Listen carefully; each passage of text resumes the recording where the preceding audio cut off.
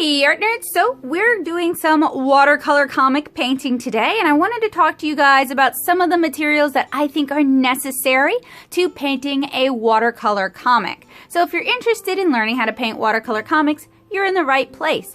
I'd also like to point you guys over to my blog, natosoup.blogspot.com, because I talk about all of these materials in depth in my intro to my watercolor basic series. I was trying to combine my intro to comic craft, my watercolor basic series into like one super series. That is not the case. They're two separate series. You should check both of them out. I also have more watercolor tutorials and explanations here on this channel. When relevant, I will link them in the description below. So if you're looking for more information, make sure you check out the cards in the description. So these are the materials that I personally find helpful. These are my recommendations, curated over 10 years of not only reviewing art supplies, but also painting watercolor comics. If you guys would like to check out my work, you can check out my beautiful watercolor webcomic 7-inch Kara at 7inchkara.com or at 7inchkara.tumblr.com. If you like what I do, please support me on Patreon at patreon.com/natosoup. So basically, all opinions are my own. None of this is sponsored by any outside company, and you may find that what I recommend and what I suggest differs from other watercolor artists here on YouTube and across the internet. Again, this is based on personal preferences and personal experiences, but I think since I do watercolor comics and most of them do not, I have something useful to bring to the table.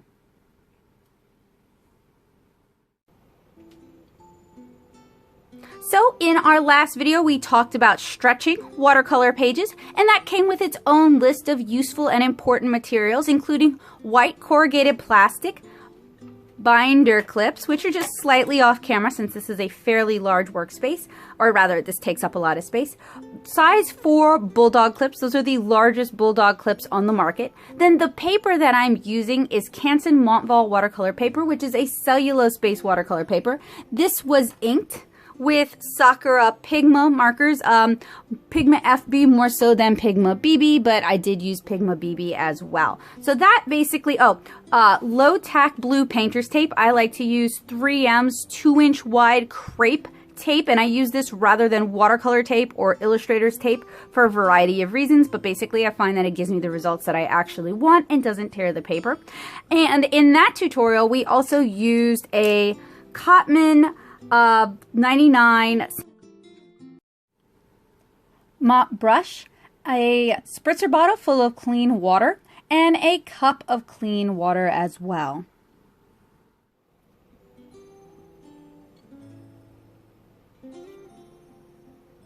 For painting your watercolor comics, you're definitely going to need a few additional materials. So I like to paint with 2 cups of water, one clean, one dirty. Inside my cups of water, you guys will see paint pucks. These are little scrubbers designed to clean your brushes while you paint. And I'm using the Faber-Castell collapsible watercolor paint cups, and one of the reasons I actually use designated watercolor paint cups rather than cups or mugs is I don't like to drink my watercolor water, and if I use something that is 100% not a cup, not a glass, I'm far less likely to try to drink my watercolor water than I would if I were using a mug or a glass. So if you're tired of mouthfuls of dirty, sometimes toxic water, consider switching to a designated watercolor cup that is never used for human consumption. I also have here my Daily Driver watercolor palette, and I actually have a full video where I talk about the paints inside and my paint preferences. Inside there is my watercolor map that lets me know where my paints are. And then inside I have it as crammed full as possible with a variety of watercolor paints. All of these are professional quality with the exception of a couple of Soho colors that I just happen to really enjoy using and value for the colors that they offer to my palette.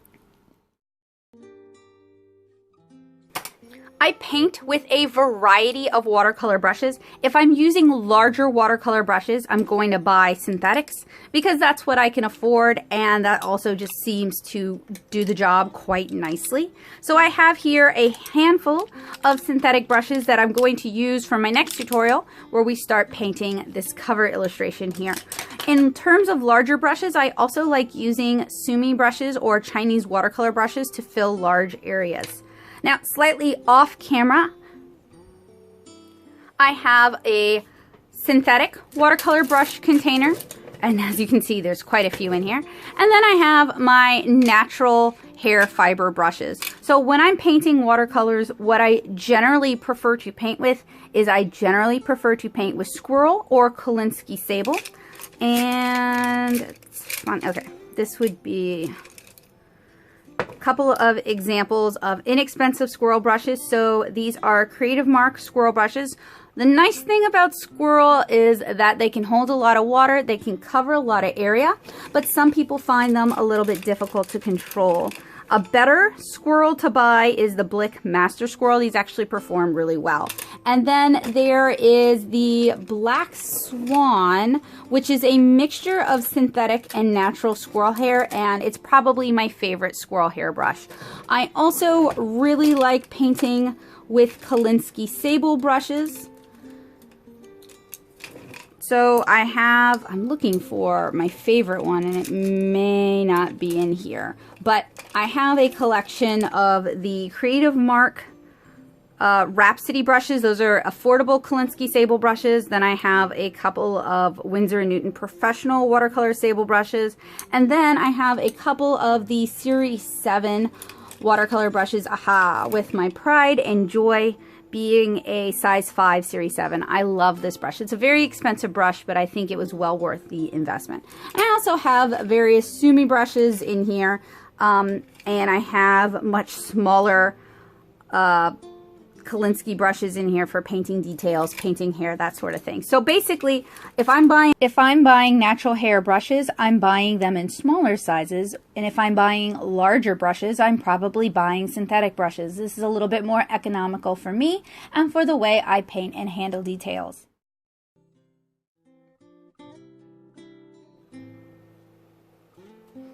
In terms of synthetic, I am not super picky. I have a lot of golden Taklon brushes. They're in various states of disrepair. As I'd mentioned, if I'm working with covering a larger area, I'll usually use synthetics. But I'm also always interested in the idea of synthetics that perform like natural hair brushes. So I'm always trying different brands of synthetics out. So there's quite a mixture of synthetics in this pot here. I also really like synthetics for, say, large flats like this. Basically anywhere it's not going to disturb the painting itself, it's not going to start pulling up the pigments, I might use synthetics there. I also enjoy using synthetics if I'm doing convention style commission watercolors, because I work with different paints for that. I work with more opaque watercolors, and synthetics seem to work well with more opaque watercolors. And I also keep some around for super fine details. So my only real complaint with synthetics, and this is an excellent example, this is a Princeton Velvet Touch. A lot of synthetics are marketed as being for watercolor, for acrylic, and for oil. I have found that if a brush is good for acrylic and for oil, it's probably going to be too stiff for what I want with watercolor. I find that it tends to pull up prior layers, which can be useful for lifting and for correcting, but it's not good for glazing, which is my most commonly used technique. So this Princeton Velvet Touch is actually not a good brush for my needs. I got it in an Art Snacks. I mentioned the Black Swan brushes earlier. Those are pretty good. They're kind of a good combination of affordable and performance. The Raphael Soft Aqua, you can see it doesn't really come to any sort of a point, and it doesn't really have any sort of a belly, which for me as a watercolor artist does not make it a great watercolor brush, but it is very soft, so it's decent for glazes. The Princeton Neptune is a pretty decent synthetic watercolor brush. I use it pretty frequently with my convention commissions. And then you see here a Mimic by Creative Mark, and they also have a faux Kolinsky Sable Mimic that I'm kind of poking around trying to find. The black one, okay, so this is the Mimic Rhapsody, or I'm sorry, the Mimic Kolinsky Sable one. So the black one is meant to replicate squirrel fibers, whereas the more natural hair color is meant to replicate Kolinsky Sable. So it's a little bit stiffer than the black one. I actually find it to be just a little bit too stiff for my taste.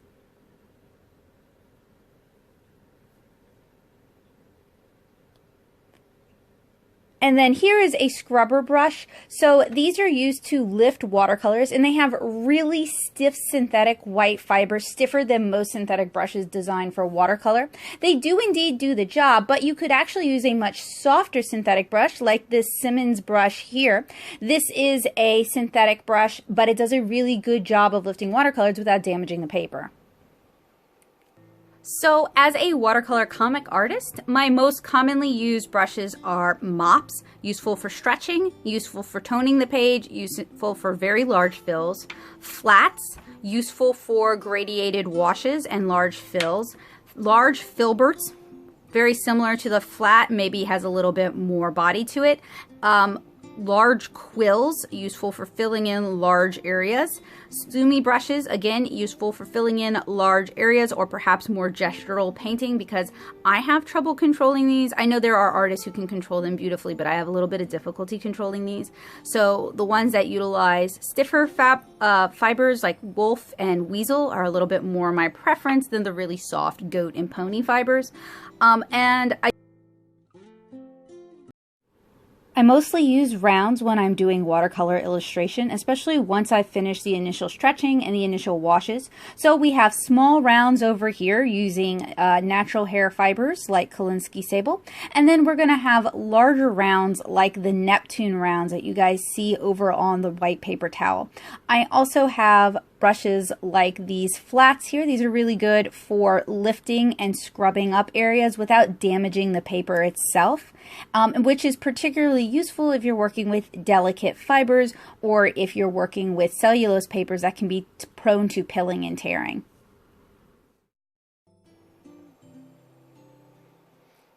And then for my mixing palettes, you know, over the years I've had quite a few fancy palettes, different artist recommended palettes, different name brand palettes, but really the cheap plastic daisy palettes and a butcher's tray, or even just my table surface, which has the Ink Essentials craft mat on it, so it's an impermeable silicone mat for mixing.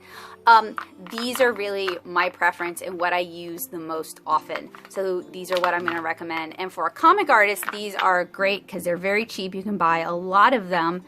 They're very easy to clean. I use a magic eraser. Everything that you guys see on there, that's just staining over time. I've had these for about 6 years, and as you can see, other than surface staining and looking a little grungy, they've held up quite well. So these are really inexpensive palettes that can last you a long time.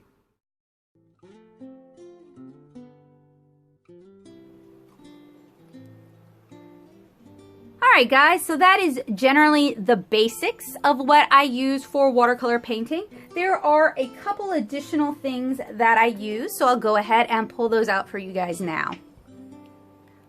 So for additional techniques, like if I want to mask something off, usually I use Winsor & Newton's Colorless masking fluid. This is their removable masking fluid. You need to check for that because they also have a permanent masking fluid that is not intended to come off your paper.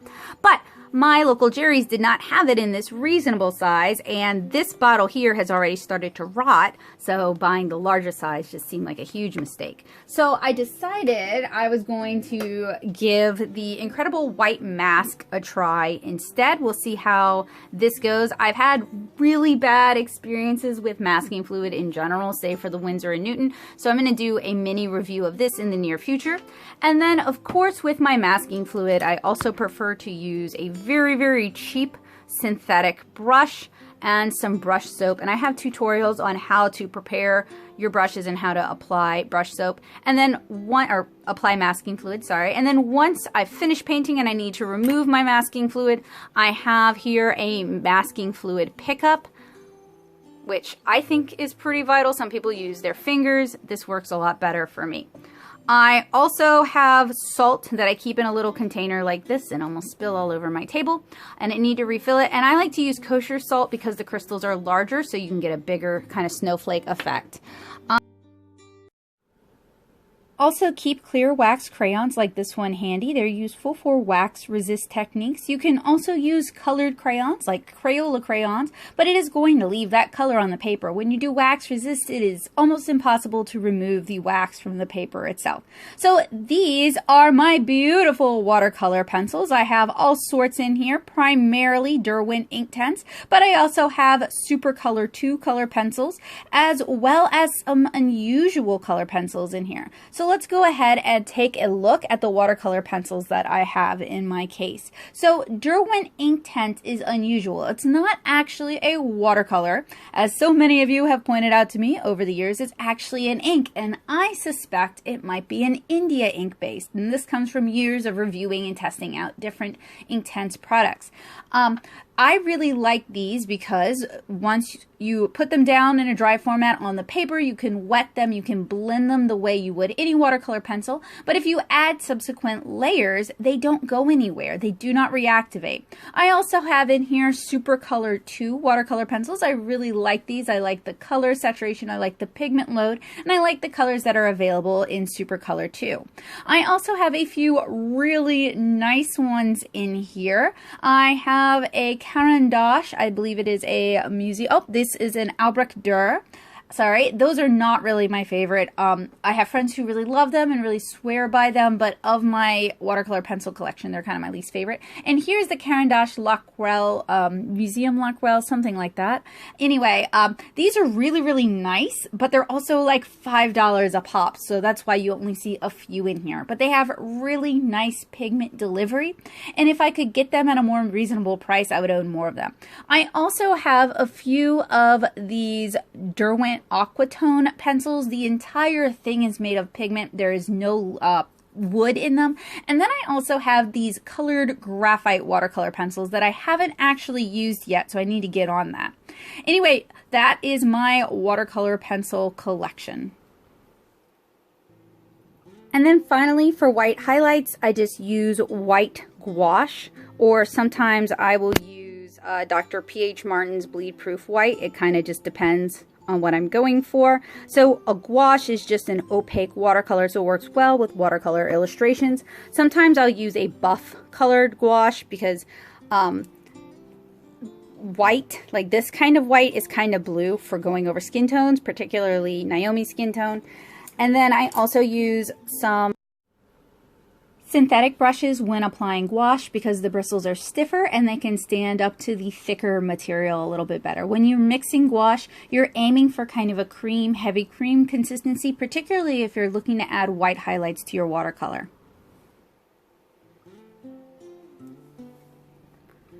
Alright, so that's a general overview of the watercolor materials that I use when I'm painting watercolor comics. If you also paint watercolor comics and you have a different set of materials that you swear by, let me know in the comments below. I'm always looking to discover new favorites. If you're a traditional watercolorist, watercolor illustrator, and you have different favorites as well, let me know that. Now, please, if you are a watercolor comic artist, please say that you're a watercolor comic artist. I'm always looking to meet new friends. And if you're a watercolorist, watercolor illustrator, state that as well. That way I know which background you're kind of coming from and I can get a better idea of how you're utilizing your materials. If there's a favorite that I have that you also like, let me know what we have in common. I'm always interested in just kind of sharing that with other artists. So I hope you guys will look forward to my upcoming cover tutorial. And I also have an upcoming page tutorial coming up as well. So hopefully those are things that you guys are looking forward to. And I cannot wait. You guys don't know how much I cannot wait for volume 2 to be ready and on Kickstarter. So keep an ear out, keep an eye out for that announcement coming up really soon as well. I have other watercolor tutorials here on the channel and over at natosoup.blogspot.com. So if you didn't find quite what you were looking for, head on over there, and I'm sure I've got something that will suit your need. And if you guys ever have any questions, please feel free to reach out to me in the comments section below, or you can get a hold of me on Twitter at NattoSoup. But make sure you read the description of the video, because I often have links and I've often answered questions and addressed video concerns in there. So thank you guys so much for joining me today. I really enjoyed sharing my watercolor materials with you guys. Speaking of descriptions, you guys will find links for these products in the description if you're looking to do a little watercolor shopping on your own. Thank you guys so much.